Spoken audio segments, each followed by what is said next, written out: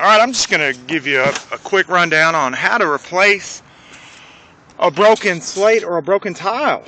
We're going to use the old way, which we're going to use tabs, because these are so brittle. Basically, if you have a broken slate or a broken tile, what will happen is the exposure will break off, and then you'll have the headlap piece underneath. So these are nailed at right about here. So what you do is you take a slate ripper, and you'll go under the slate or the tile, and you'll just rip the nail out. You see the nail just ripped out. Then we'll go under and we'll find the other nail. A little bit tough with using it with a while you are trying to video. Alright, so we got it hooked on there. Generally you want to hold it up just barely, but we can't because we're videoing. Then we'll just tap it. We'll just tap it to where we can pull this nail out, and there you see the top half has came out. Now what you want to do is you want to find where the exposure is. You'll just take a piece of metal, and you'll have a nail in it, and then you'll have a turn.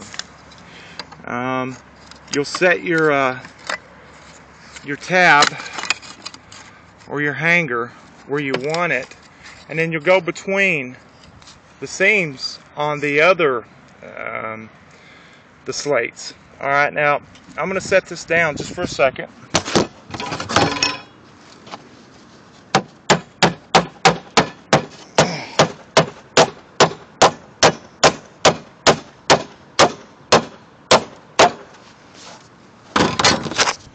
Alright, now I've driven the nail in. You don't want to drive it too far because you don't want to break the slates underneath. Alright, now you'll take your tile or your slate and you'll slide it underneath. Sometimes you'll have to tap them in a little bit. So let's just tap this thing in. Up to where your line is of the exposure. Your exposure line, tap it just a little bit more. And then you'll just fold your tab around the slate, whatever you're hanging. It's just bend it on around just a hair. Alright.